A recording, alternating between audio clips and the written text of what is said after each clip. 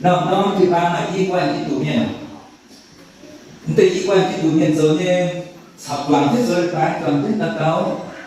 toàn cái bộ kỳ sâu đó mình riêng mình hàng là cao thì hàng nhưng từ riêng là cao phải mà yêu mà y quan nó là nó thì ba mà y quan yêu mình mới nói là y quan thế là cái này về con thì tôi chỉ tôi hải quan này nên về tôi hải quan là một bao nhiêu nhiều người quản về của chịu phải nhiều cảnh thì tao hết thì mỗi người trong thì một cảnh kim thì một cảnh kim này thì nó áp hơn thì một áp với tôi đúng thì con điền của nó với tôi đúng và nó áp của bộ điền chứ thì nó sẽ cũng nó đó và nhìn áp hơn của sự cảnh kim thì nó là sao cái áp của này cảnh kim á này đi suy qua nhiều sự dân sự thì một chiều như đó chiều gì nào và nhiều chiêu và điểm gì nào nhiều cái đó bố có năm đó và những sống tôi dừng sự sẽ chọn sẽ dừng đây tao con là theo tuổi á tại biết tao sẽ còn vô thì sẽ quen được mà khi sâu mình vừa nát thì nó nát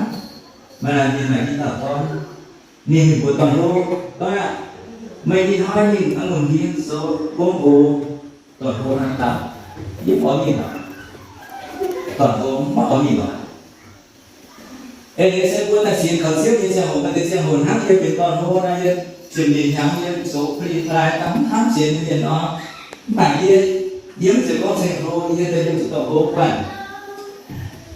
nó cứ đi quan niệm mấy gì nắm thì quan cái chủ niệm thì tao tôi là cái đi quan cái chủ niệm tại nhất quan cái chủ niệm sẽ tạo tạm của nó hay có nhớ số phi lại mà cả hai nó tại nhất quan sẽ hay có nhớ những cái chủ niệm sẽ hát ở toàn bộ nó đi hết tem rồi dùng cô con tem con tiền là con phải một tam nhà là dùng con tem cũng là ví dụ tiền thì nó cũng con sẽ xin tem để tem chưa đi tem thì đi tôi là đi thôi bên nhà mừng gì nó số cô hiện toàn bộ là bạn dám có đi là tôi tao tôi là đi dám có đi là vô cái số cô có tiền cho con cái nào thì số con nào đó toàn lô tao thằng thì có thể nói giờ nó làm gì mà chỉ là nó toàn lô như vậy nó toàn lô siêu tỷ nhau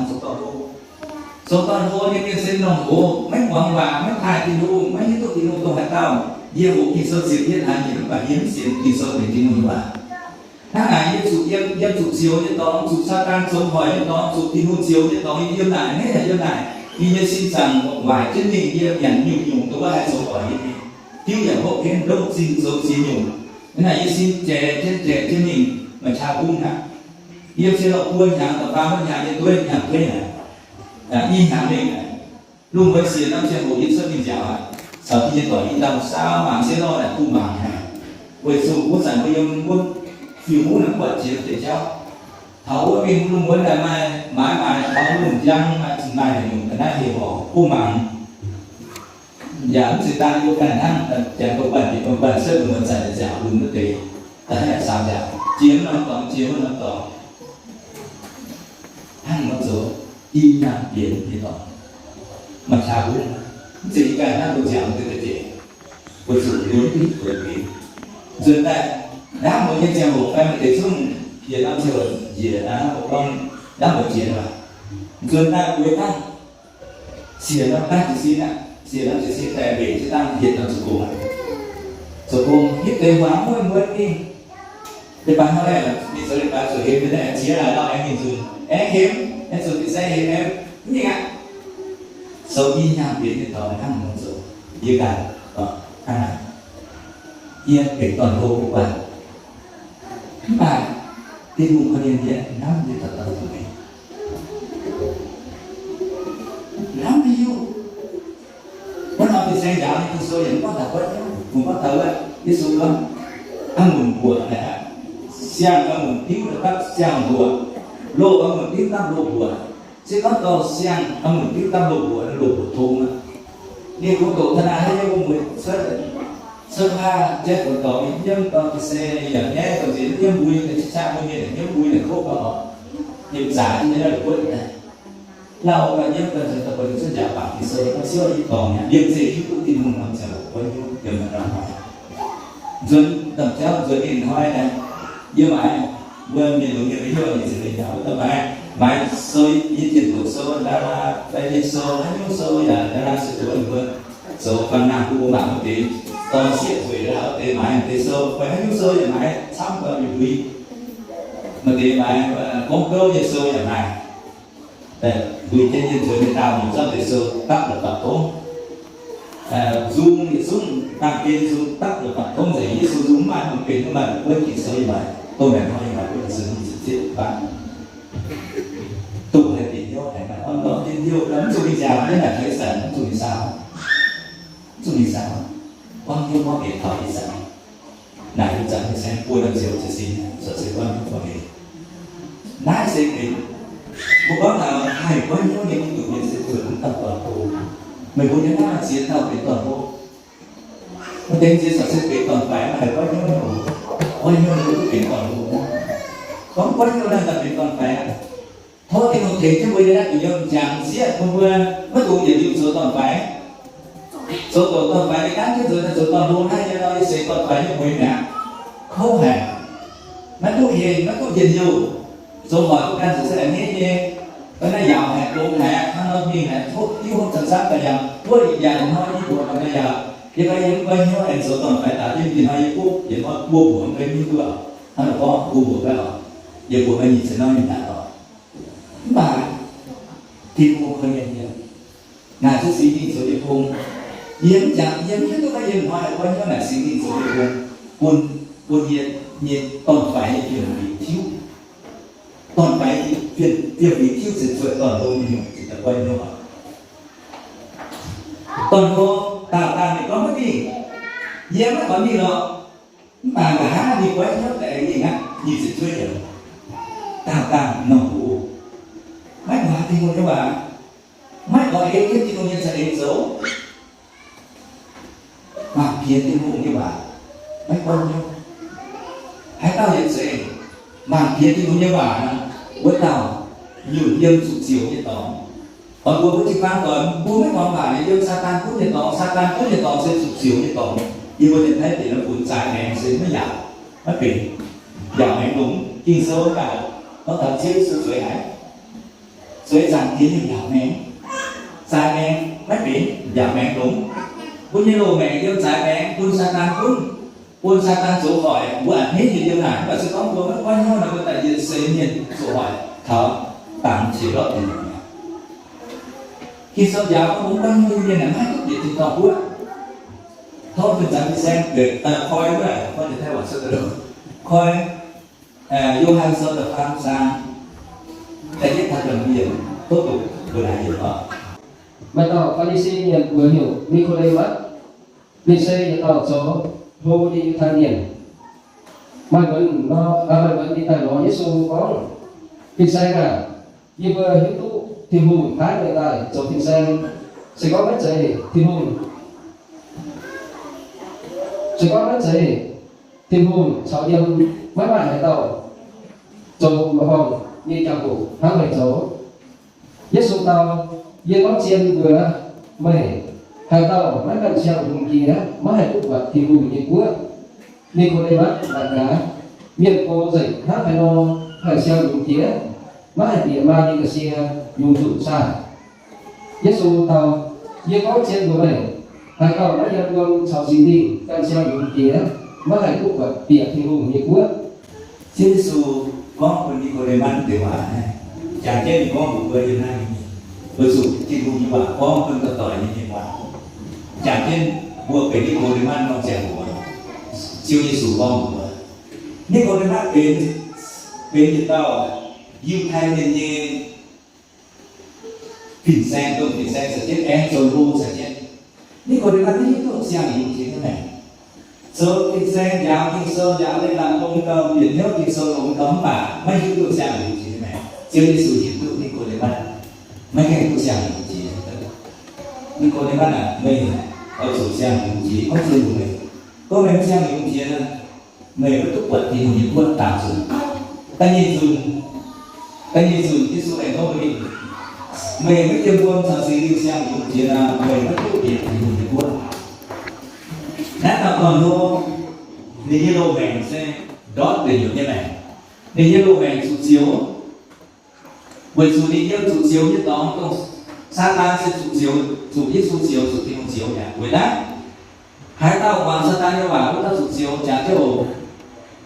Hoàng Satan như bảo sẽ, ê, ta nhìn nhau hẳn rồi là hoàng Satan như bảo. Hai tao hoàng Satan như bảo, cũng ta sụt chiếu, bởi vì sụt chiếu như đó. Chúng ta còn hộ ra, Giê-xu con ta còn hộ. Và rất gần đi thử nhận ha. Nhìn itu sebab yang lu ada yang na entah suciwan ta sudah ada yang tham thì ta quen nhau. Đấy chính sự có gặp cái những gì con tôi cũng cần phải. Nhìn có gặp cái tôi quen chúng tôi đang mấy xem những gì như miền mai cũng chịu mai sẽ đi những nhau như miền tôi tạo đó thì những tham mai cháu phải cũng chịu. Nhưng episode số đó sinh đi nhưng mà này nhau đang gặp cái gì về tình chéo các nhân về chính công của thiên nhiên về chính công của nhân bản lý có các rồi những chuyện nó xem những chuyện là gì mà suy nghĩ nhiều với nhau hàng gặp trên điểm về tình chéo của bạn vừa tự tập với bạn có nhìn hai năm vừa là số sâu vùng cha số bộ trên điểm đó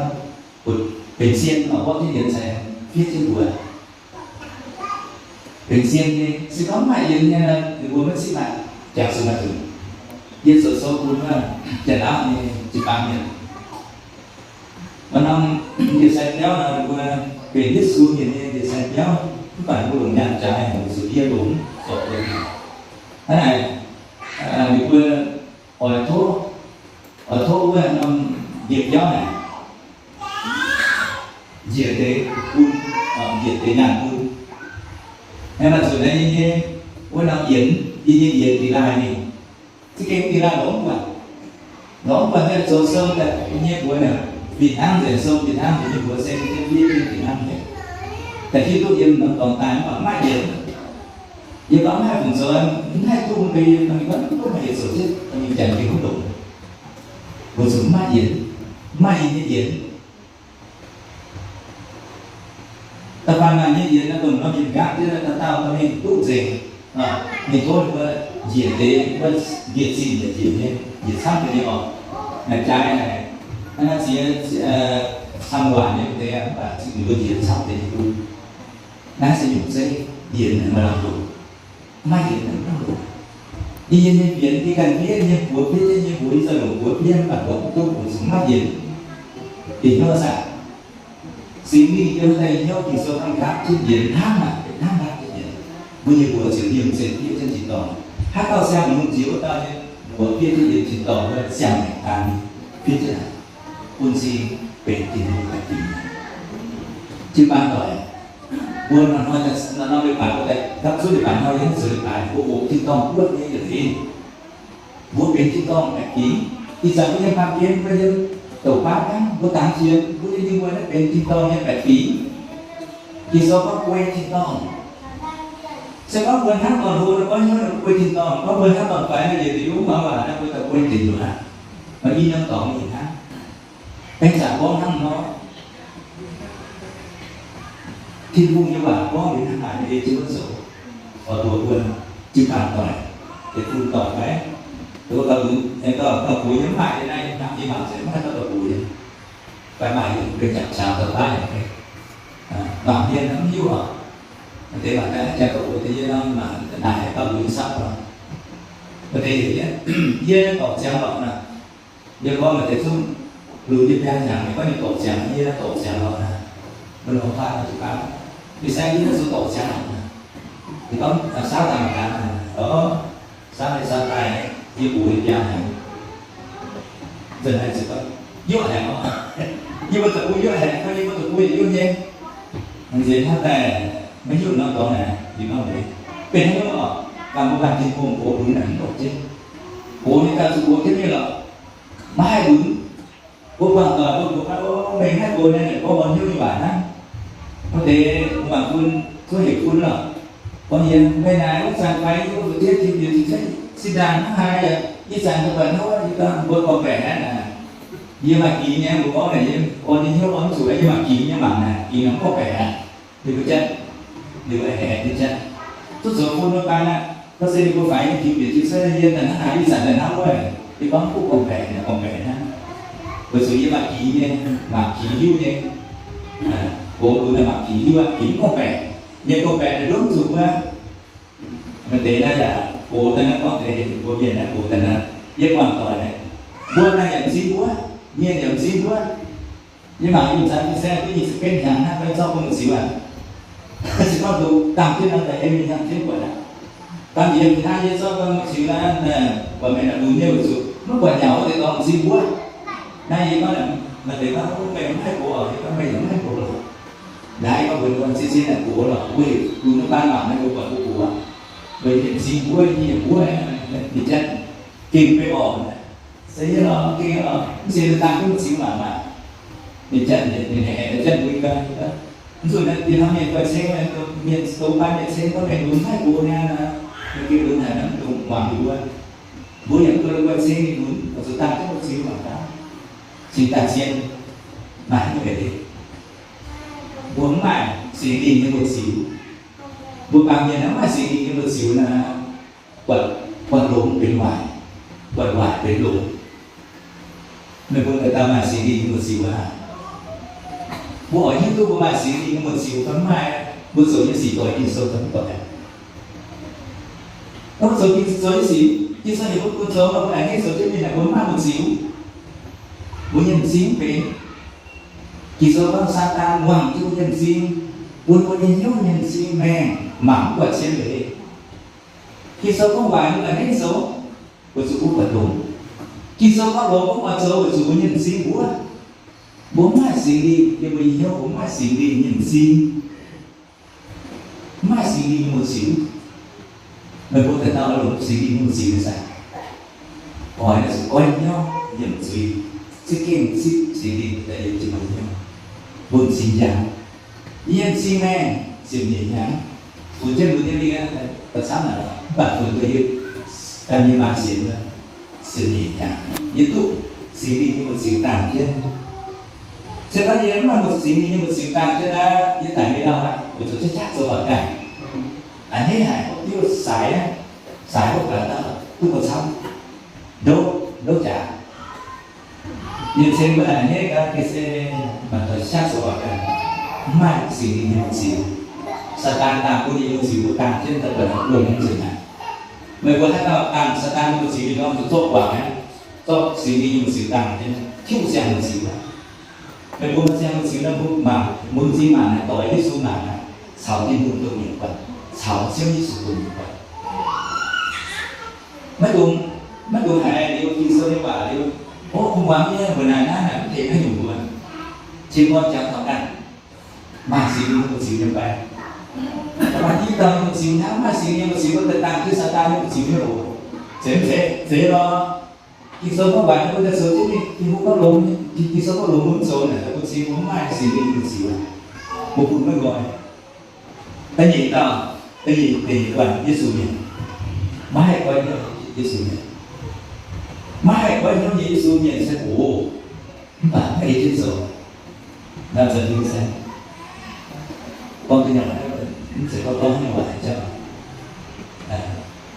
hiểu mình xin hiểu ta cái xe đây có thật ác này thành hiểu sản phim sẽ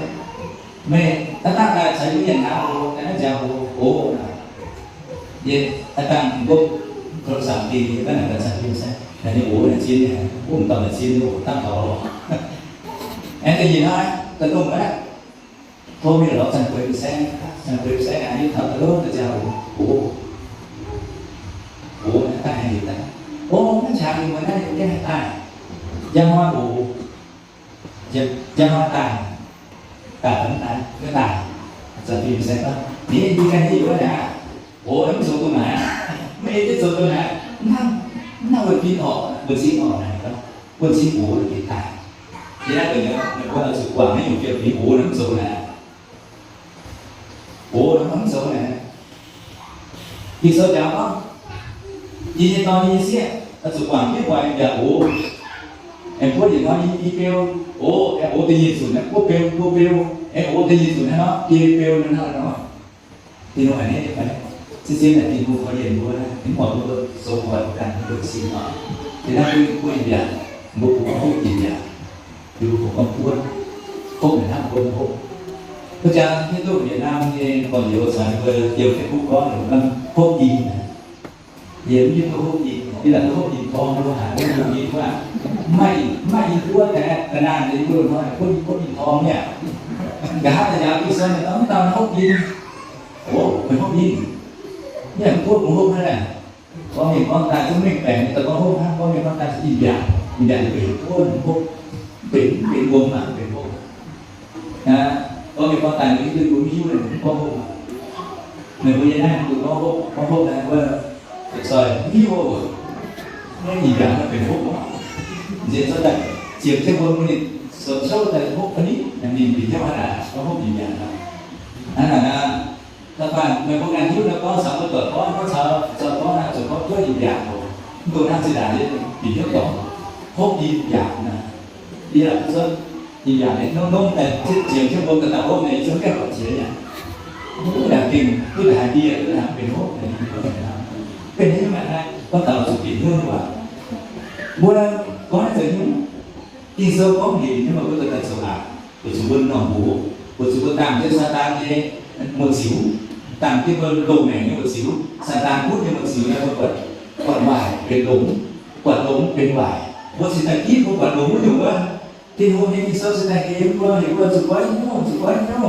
nó quấy nhau là mình không lại sản xuất không thể gì mà Satan số hỏi về người dân Satan hỏi những đó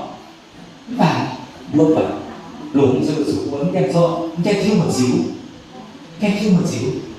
vì đó làm thiếu một xíu là ngoài cái sự bản tố thì giải khác thì muốn Satan nghe một xíu quảng ship xí nghĩ nhiều nhau là một chút xí nghĩ một xíu chúng ta còn phải là nền bố bằng chỗ nên đây với các đó là thì các bước đầu mà gì được bước đầu kia em nhìn thì thấy như của còn phải tao bố yêu nhị nghe và mấy mình tao tôi giảm nên bảo nó nhìn có một số những cái tủ nhận ta nhìn những cái tủ nhận làm sao hả giờ xem cái bố nó bằng cái hết số ngoài số đó vào có một xe sắm nhà quan địa nó bằng cái số đã này đó vì thì tao phải đó để quá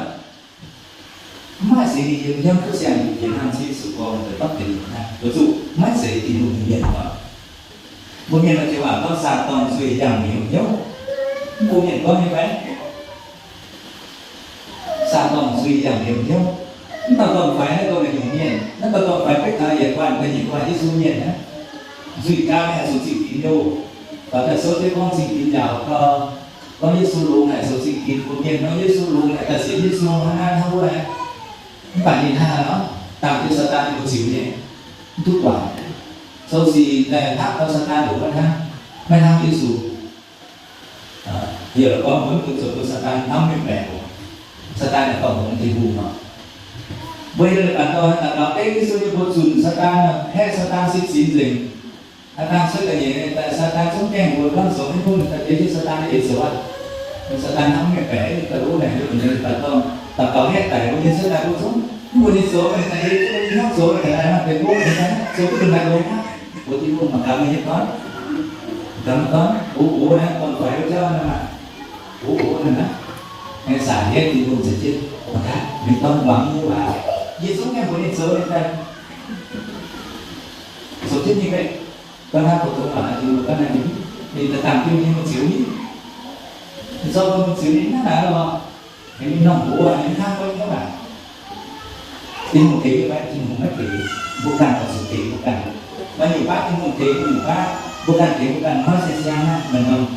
Việt Nam rồi con vô càng có tài có sẽ bén xin tin hùng tình như không không không phải tin một thế giờ tôi đang chúng ta sẽ xịn như thế nào sẽ xịn là đâu xịn là những chuyện thôi tâm lý là đi xem là có xíu này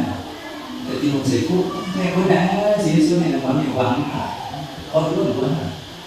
chứ không thể muốn nhắc thì biết nó phải người muốn một kỳ sơ nó thằng cũng là tao nữa một kỳ sơ là tao này cũng chỉ như thế này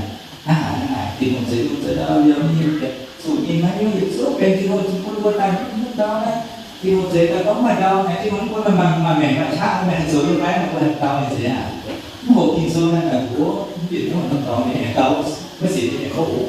thì xem chỉ tao nó dùng không xịn phúc nè nhưng ta chúng ta dùng tao này nào rồi đến số tai mà thì xịn thì số miệng tao này nào về số mới xịn thì miệng đứa mới tao để bạn họ là sự bạn nhận hàng tao để năm này hay nào tao và tập ba này xịn đi đúng biết chỗ nào biết ta chỉ bẻ biết quá ô thuốc gì chưa ta cũng chẳng thật đâu dễ đẻ mà nhà cũng có thì nó tao do nhá rồi là tự làm thật không nó có cái tình huống như này mất chung mình là ở tình huống như là cũng làm ba này nó là thì nó tìm suy rồi nó dừng hai nhất qua cái tờ cáo lên các bạn nhà này xuống này là khu là ta cái này do cái tờ cáo sẽ là thuốc gì thuốc gì xưa vậy thuốc gì này còn sang xe là sang xe này là sửa sang xe này em cái thằng cho tờ cáo là năm tờ cáo tôi muốn tôi chốt này cho nên là tôi được sản cái sinh hoạt cho những nhà ngọ quy hữu nhân để thằng quân nhận cái gì hàng để làm quân nhân nó sẽ đi xuống thì theo kỳ số thế là thằng cho tờ cáo đó thì là tôi đi mua cái sản phẩm thế này thằng nào lại nó tưởng tờ cáo nhưng tờ cáo thì nó chỉ giữ đi từ nó đi từ nó nhưng mà tờ cáo nó vú mà lại liên quan thằng xuống tờ cáo này là với tờ cáo nhé mình đó sao mình nói một lại mình thằng nào cũng tính tờ cáo vậy là mai hả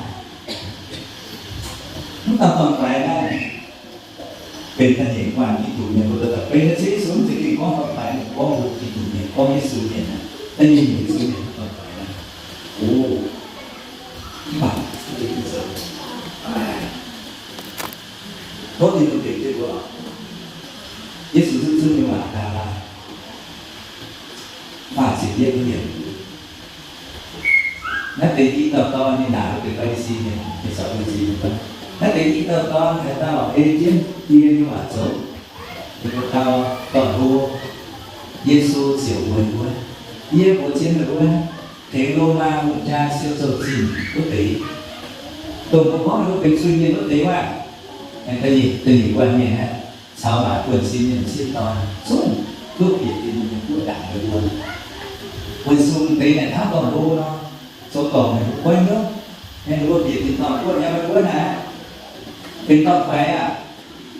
mấy tháng quên không à hỏi sản phẩm tốt việc thì tao quên nhé mình quên cái này là cái số con có thể phải đi xin nè quên số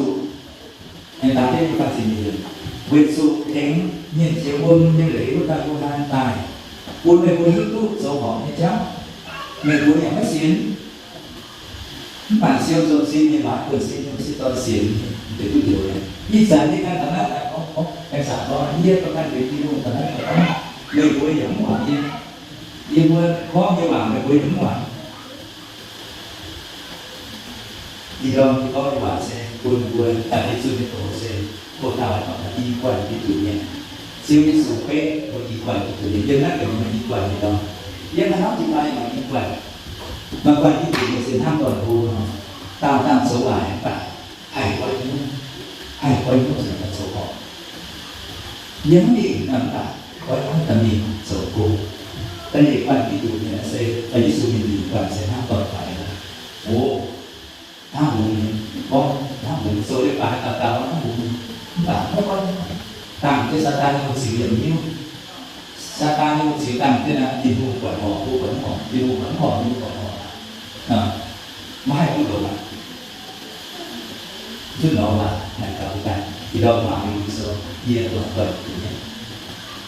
เยี่ยตรงกันเยี่ยติดต่อโลกกันเยี่ยติดต่อกันที่ใส่ที่พวกสาวที่ห้องเราว่าทำให้เป็นยิสุนินอนยิสุนิเสียบนหัน